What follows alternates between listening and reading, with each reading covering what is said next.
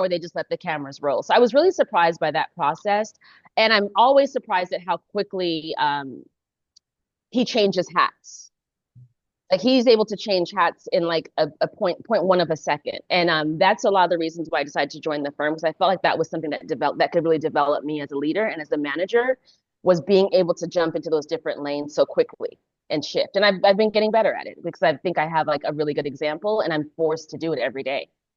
How has it been since season one came out? Like, has it been, I could see from a real estate point of view, I could see all the real estate shows being like a double-edged sword, right? Like, it gets your name out there and people are like, well, I'm going to work with her. I'm watching her on TV, even though, and then I could see certain clients being like, it's a fine, right? It's not Yeah. housewives. So I could see clients being like, this is a real transaction. I don't want my agent broker acting that way. Not that you've done anything that would warrant Yeah, that, but yeah. like, how has it been since season one has actually come out? Well, I think one, some people do things that would warrant that response. I definitely had clients that would tell me this cast member cannot walk into my property. This cast member is not welcomed at any events that you do at my property. So it is absolutely a double-edged sword. We've dealt with that so much. I don't think I deal with it as much as everyone else because I'm about my business whether I'm on TV or not. Like that's just really what it is. And I'm outspoken. If they're doing something that I feel like is moving in the wrong direction, I'll say, you know what, no, and this is the reason why I would not talk. I would not handle it that way. Or sometimes they'll be surprised I don't address things. I'm very outspoken, and I'm like, well, actually, that doesn't meet my bottom line though. So that's the reason why I don't have an opinion on it. Like that, whatever she's doing is going to make me rich. So what do I care? you know. I don't think I'm as salacious as some people are on the show, but that's also just not my role in real life. Like I'm the person that you watch if you want to see somebody build a reputable business and you want to see somebody that does this and does it well. That sometimes is not as exciting as somebody that comes to work with a bra, and I'm okay with that. I'll take it. Who do you think is salacious from your cast? Well, I don't know that anyone is that salacious yet, but I think in like reputation, I think Jordan March can be a mess for sure. I think Jess Taylor is a dear friend of mine, but she's gonna give it to you raw every time. You know what I mean? Like, I don't know if she says what I want to say or I say what she wants to say, but we're definitely like two peas in a pod, and that's not a good thing. I'll tell you that. Jordan Hurt is the funniest. I think some of the craziest things he says don't even end up in the scenes. I think he's just the funniest. I think he could just like really be his own show, honestly. He's just a mess. I think that like Jade and Chloe, they're kind of like these two, and they've always been since they've been at the firm, they've always been biting at each other's necks. They've always been friends one day, enemies the next. Like it's since I've been there and I've been there longer than them, and I've seen that. And they both can definitely come across like less professional, less serious, in real life and on TV. That's just what it is. And But you, they are, they're talented. And Jade specifically is like a very smart girl. She really is. A mess, yeah. yes, but a very smart girl. Listen, I know many people that are personal messes and professional successes. Like it is possible, 100%, right? 100%, yes. And you had actual clients like after the show aired that you were still working with, or you had open houses, or that said, okay, great, you're having an open house, or you're great that you're having buyers come in. We actually don't want that particular cast member on our property. Oh yeah, I had clients that didn't want Chloe at my property. They didn't want Jessica Markowski at my property.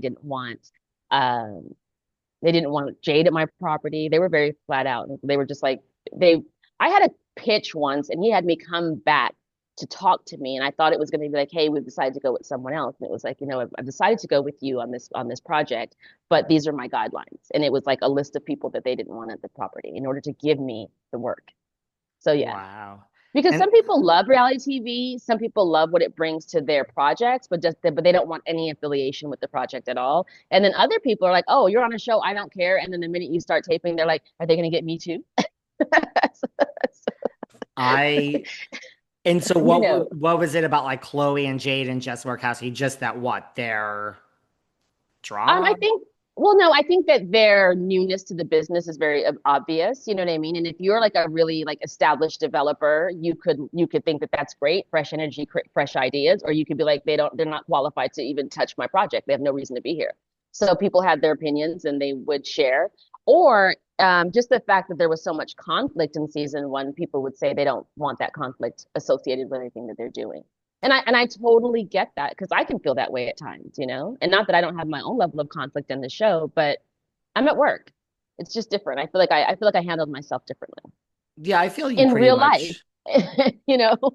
You like stayed out of the drama from season one, I feel, most of it. Yeah, because I'm always like, how does this affect our paycheck? Like, how does this affect our money? Like, we're brokers and we make all the money. Like, they don't pay us, we pay them, right? We go out, we hunt, we come back, we kill, and we pay the brokerage. So I'm there and very, very focused on that.